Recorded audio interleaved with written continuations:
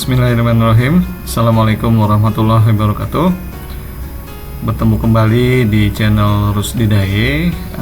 Pada video kali ini saya akan memberikan informasi kepada teman-teman semua terkait dengan pengumuman kelulusan dari pengadaan P3K formasi tahun 2023. Sebenarnya tidak jauh berbeda dengan pengadaan sebelumnya, pengadaan P3K tahun sebelumnya ya pengumumannya. Namun di tahun ini agak ada yang unik karena formasi terbagi menjadi dua ya. Ada yang formasi khusus bagi teman-teman yang tenaga non ASN di instansi masing-masing, juga dibuka untuk formasi umum.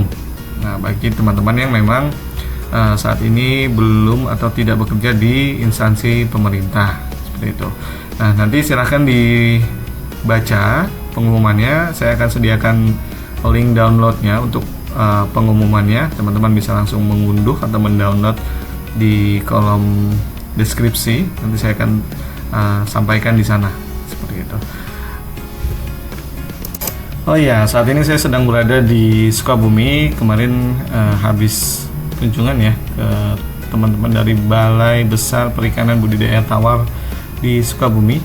Nah, ini adalah pemandangan Sukabumi dari Balai Perikanan Air Tawar di Sukabumi.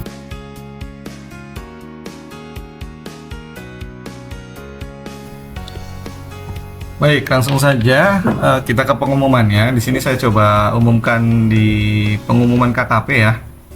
Nah, ini pengumuman sudah keluar nomor 678 tahun 2023 tentang hasil seleksi kompetensi P3K di lingkungan KKP. Nah, ini kita nanti baca saja ya teman-teman.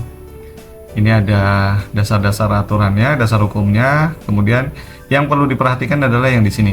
Nomor 3. Nah, ini teman-teman dari instansi lain baik pusat maupun daerah sepertinya sama ya untuk pengkodean dari hasil pengumumannya, karena ini hasilnya dari BKN ya. Hasil pengolahan datanya secara terintegrasi di SSCASN BKN. Nah, ini kode yang pertama adalah P, yaitu bagi peserta yang memenuhi nilai ambang batas. Nah, ini biasanya buat teman-teman yang di formasi umum. Gitu. Jadi kalau kalian dapat nih kodenya P, berarti itu telah memenuhi nilai ambang batas. Namun belum lulus ya. Itu hanya lulus ambang batas saja. Nah, kemudian PR1 ini adalah untuk teman-teman XTHK 2 di formasi khusus atau jenis kebutuhan khusus. PR2 peserta non ASN pada jenis kebutuhan khusus atau formasi khusus. Nah, L ini adalah peserta lulus. Jadi kalau statusnya P garis miring L itu artinya teman-teman formasi umum itu lulus. Kalau P saja berarti belum lulus. Begitupun PR1 garis miring L ini teman-teman XTHK 2 lulus.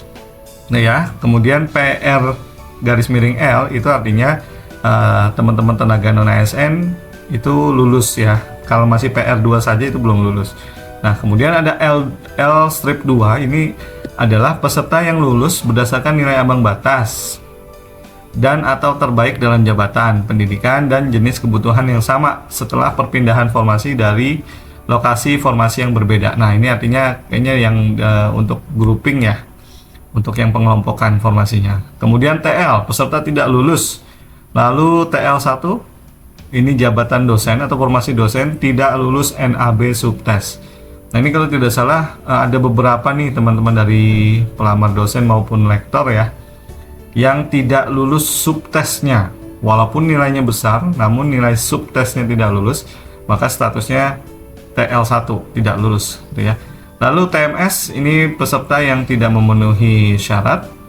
Lalu ada TH ini tidak hadir di ujian, dan di sini ada ABCD ya. Ini terkait dengan sertifikat penambah nilai. Nah, teman-teman bisa lihat lagi, bisa cek kembali jabatan-jabatan apa saja yang ada sertifikat penambah nilainya gitu ya. Karena ini lumayan nih, nambahnya 25% dari nilai tertinggi kompetensi teknis. 20% kali 450, 112,5 nambahnya. Wow, lumayan banget tuh ya. Kemudian peserta yang dinyatakan lulus dengan kodenya yang tadi saya jelaskan ya, ada PL untuk formasi umum, ada PL 2L, PL 1L. Nah, itu nanti akan kami sampaikan juga, termasuk penempatannya bagi teman-teman yang melamar di formasi yang dikelompokkan atau di grouping. Nah, nanti silahkan langsung dilihat saya ditempatkan di mana ya, gitu.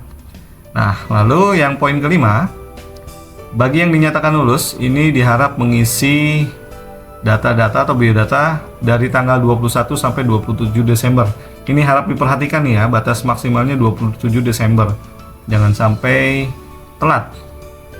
Nah, ini ada linknya. Nah, ini yang poin B dibaca dengan seksama, menyampaikan atau mengunggah kelengkapan dokumen dalam bentuk show file mulai dari tanggal 21 hari ini sampai dengan 14 Januari di SSC-ASN.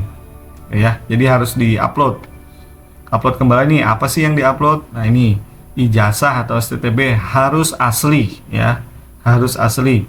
Kemudian DRH-nya nanti bisa diunduh di SSC-ASN teman-teman masing-masing ya.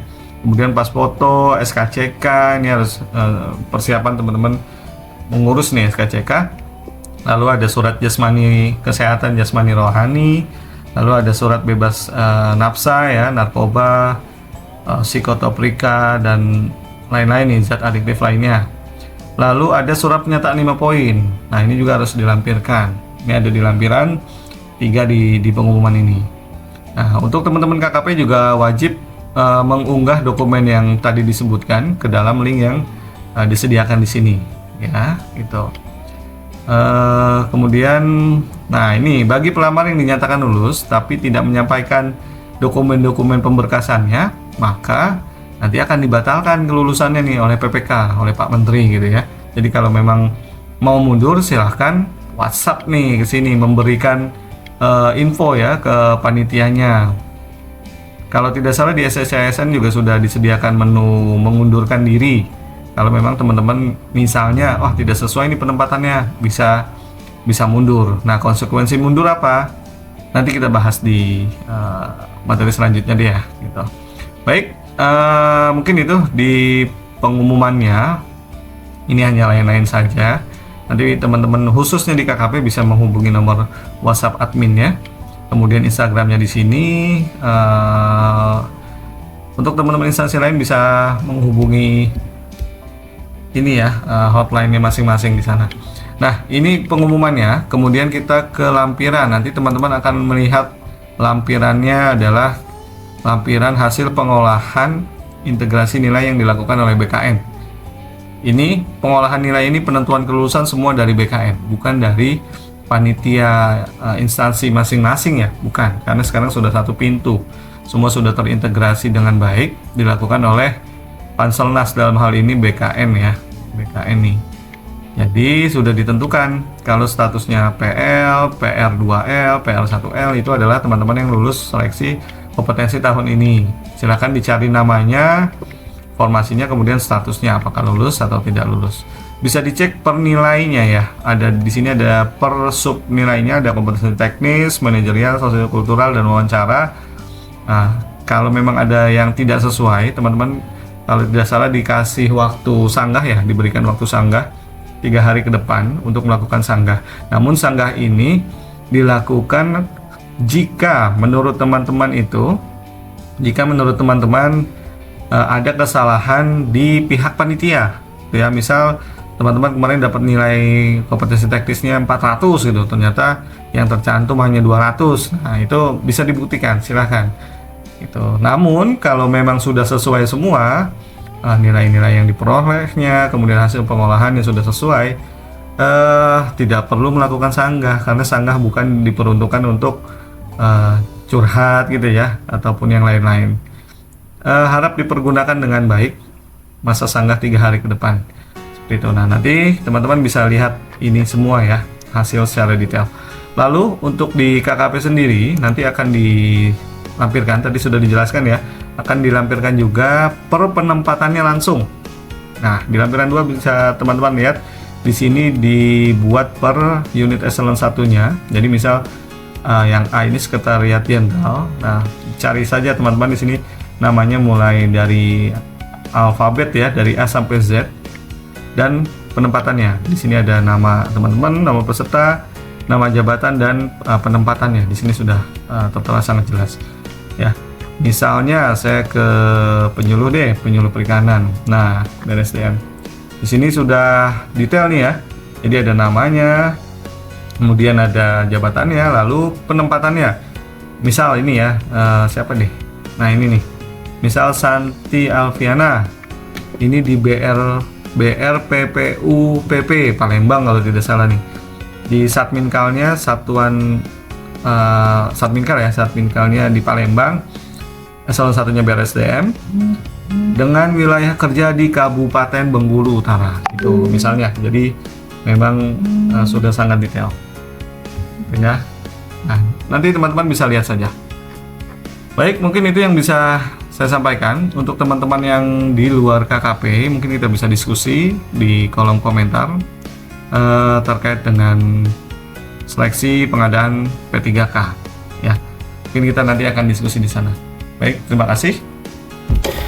Jangan lupa untuk like, comment, share, dan subscribe ya, untuk mengetahui informasi terkait dengan pengadaan ASN baik CPNS maupun P3K di tahun 2023 dan 2024. Nanti di video selanjutnya saya akan coba membahas tentang Undang-Undang Nomor 20 Tahun 2023. Di sana banyak sekali hal baru yang perlu kita diskusikan bersama-sama.